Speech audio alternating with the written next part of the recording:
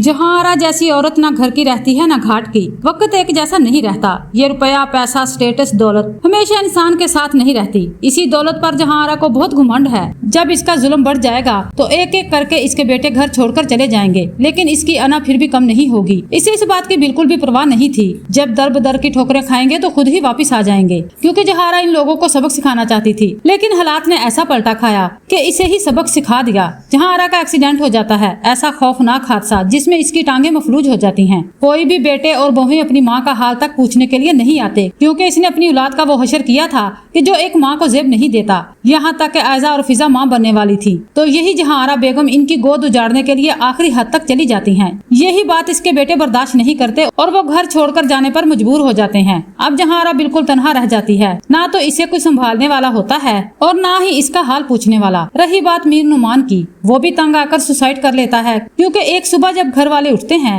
तो एक बुरी खबर इनके लिए मुंतजिर होती है। मीर नुमान अपने बेड पर मुर्दा हालत में मिलते हैं, लेकिन जहारा ये बात जानती थी कि मैंने मीर नुमान को मरने पर मजबूर किया है। एक दिन जब जहारा बेगम अपने बेटों के सामने आहो पुकार करती है, माफिया मांगती है, तो वो इनसे मिलने के लिए आते हैं। तो अपनी माँ को देखकर इनके पैरों तले से जमीन निकल जाती है कि वाकई हर अरूज को जवाल होता है। हमारी माँ ने सारी जिंदगी अपनी मनमानी की, अपना ही हुक्म चलाया और आज ये इसी बात की सजा भुगत रही हैं। काश ये अपना घर समेट लेती तो आज हमारा घर यूं ना बिखरता, हमारा बाप हमारे साथ होता और हम सब हंसी खुशी जिंदगी गुजार रहे होते। अब जहाँ आरा को इसका जमीर जीने नहीं देता, और जब इंसान का जमीर जाग जाए तो फिर वो पल पल मरता है। जहाँ आरा को अपनी ज्यादतियाँ याद आती हैं। फिजा ने और आयजा ने घर बसाने के लिए हर मुमकिन कोशिश की। पहले पहल तो वो दोनों इसके सामने डर जाती थी, लेकिन बाद में वो समझ जाती हैं कि अब हमारा बाप इस दुनिया में नहीं रहा और हमारी माँ भी चल बसी है, तो हमें अपना घर बसाना होगा। तनहा लड़कियों का इस माशरे में रहना बिल्कुल भी ठीक नहीं है। लेकिन जहारा का जुल्म तो बढ़ता ही गया, यहाँ तक कि एक दिन वो सब इसे छोड़कर चले जाते हैं। लेकिन इंसान ये नहीं जानता कि अपनों से ही खुशियाँ होती हैं।